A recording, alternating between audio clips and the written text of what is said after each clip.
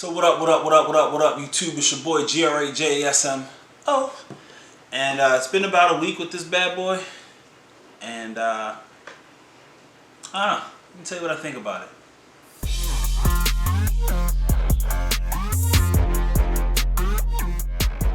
So, first things first. This is not a flagship phone. This is a mid-range phone. Does not have the latest specifications. It does not have the best Samsung screen. It does not have all the little Samsung features. The one thing that it does have is Samsung Pay. It does have a headphone jack. It does have USB-C charging. It does have basically a full screen display.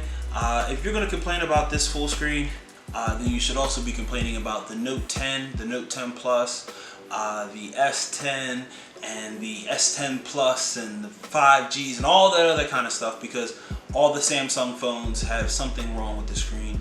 None of them have a full frontal, screen without a notch or a hole or something like that. Except for, I believe it's the A50. Am I right? The one with the little flip up, and the whole back piece and whatever. This does not have waterproofing. Other than that, this phone is nice. The fingerprint, try not to use the fingerprint scanner. It's not very good at all. Like it doesn't even get better. It's just not very good. It's under display, and it's just not very. It's bad. So there were a few accessories that I picked up, to kind of help out with some of the things that I don't like about this phone. When this phone is not in a case or doesn't have a skin, D brand, not a sponsor, it's very, very slippery. So using a D brand skin on the back helps to give it a little bit more grip. But then I also got this case from Amazon, and I got this pop socket. It's just a regular pop socket, and then I had some carbon fiber skin left over from when I did my desk, so I'll leave both of those in the description. Affiliate link, hook your boy up.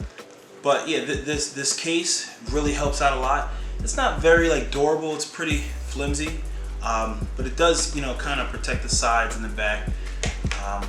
And then I also got a little screen protector on there. I don't know if you can see the glass, how it kind of doesn't really, it's a screen protector. But this is a glass screen protector, and if you've ever seen any of my other phones, I always use a matte screen protector, the little plastic one. But I figured with the fingerprint sensor, I'd go with glass. And I still don't like the fingerprint sensor. The other item is this wireless charging pad. It has a USB-C cable on the end. So this USB-C cable plugs into the bottom of the phone. Let's see if I can show you guys. So the cable plugs into the bottom of the phone, and then the whole phone with the charger goes into the case. Now I've got the pop socket on here, but I'm going to get another case, and then your phone looks whole. Doesn't look like anything's going on. You put it onto the wireless charger, and then it charges. Affiliate links in the description. I need to get a second case because this one has the pop socket, so kind of defeats the purpose of having wireless charging if I can't use it. Now I could just put it on the wireless charger with the just right on the back of the phone, but decided not to. Now I don't know if this has a little magnetic piece, how some of them you could charge magnetically. It didn't come in the box. This I think this from Nillkin, I think that's the name, but it does the trick. Now leaving the phone on the charger overnight, wireless charging, that's all I use it for. When I'm in my truck for work, I just plug it into the bottom, so I don't even bring this, and wireless charging has become less of a necessity for me, just because I don't use it. So the phone itself, it plays games pretty good.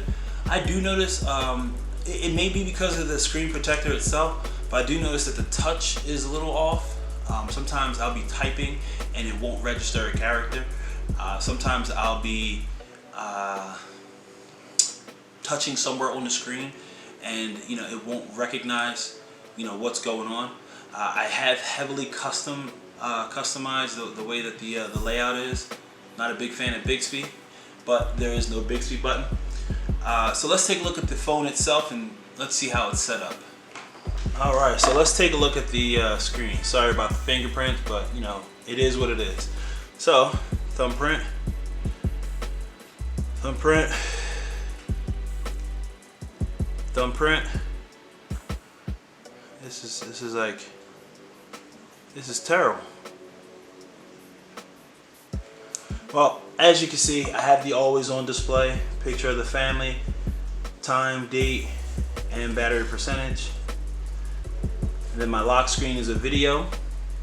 Now, because I have a smart lock on, I'm at home, it'll automatically unlock. Now, I have my emails up top, right?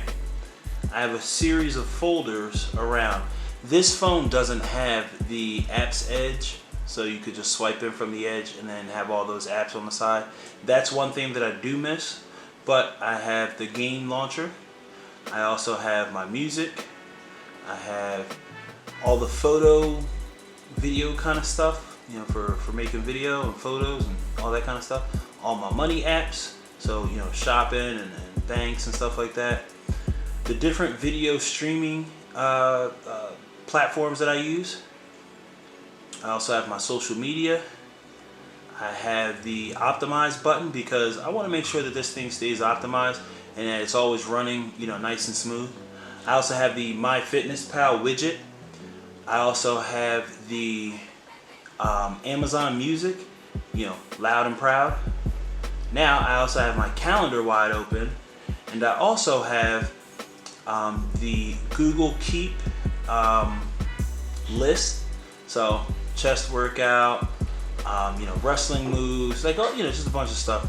But I always keep my daily workout stuff right up top, and the fidelity, just a couple of stocks that I'm following. Now at the bottom, I've changed so that I have all my smart home stuff. I have the Google Play Store. I have the Amazon. Amazon. I have the Google Chrome app, and I also have all of my messaging apps, and then the phone dialer. Now I don't know if you can see down here at the bottom, but with Good Lock you can change the features that you have down here at the bottom. So let's take a closer look.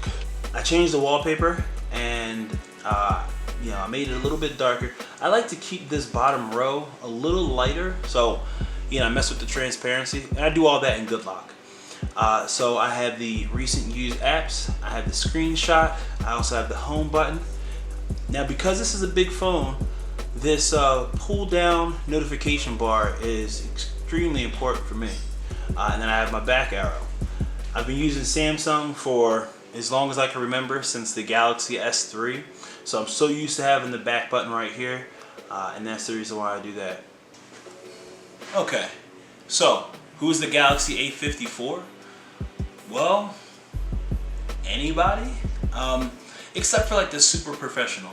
If you're using your phone for work, don't get this phone.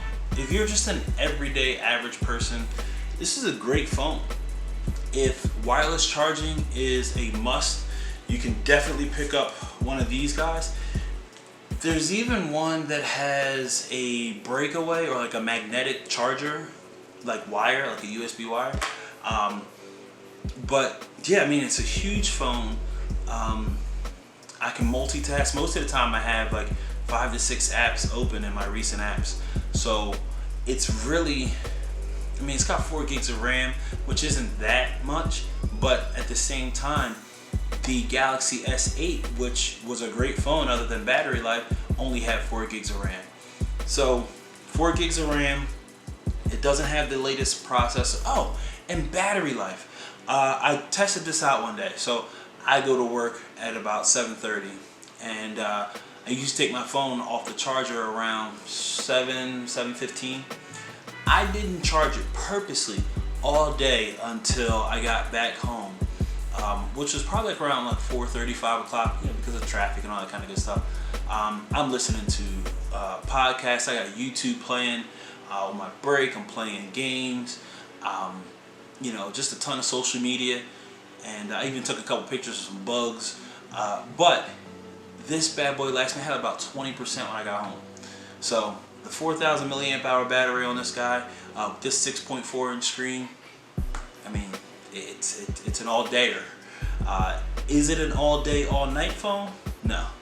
But I do have the Galaxy wireless charger Duo, and it has a 25-watt wall plug, so it doesn't look like the little small ones. It's a little bit bigger. So instead of plugging it into the wireless charger, because this doesn't charge wirelessly, I just plugged it right into the phone, and it was fast charging. And in about a half hour, I think I was back up to like 80% or something like that. So this is a great phone. Do I recommend it? Yes. For $350, of course. Now, are there other phones out there that may give you a better deal? Yes, but those other phones will not have Samsung Pay.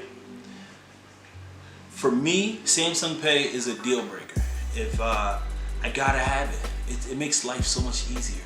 You just you tap it on the thing, and boom. Now Google Pay kind of works the same way, but if they don't have the little NFC tab, well, then you're kind of SOL. But if they don't have it and you have Samsung Pay, you can use this wherever you swipe a card, and that's priceless to me.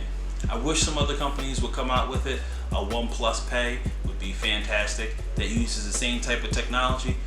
But until then, I'm sticking with Samsung. This is your boy GRAJSMO, and I'm at. Yo, I ain't gonna front, you know what I'm saying? Nigga living. It's about time.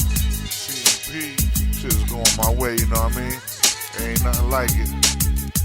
Yeah. There ain't nothing like paying the bills on time. Enough dough left to know that we still gonna shine, but it's never enough.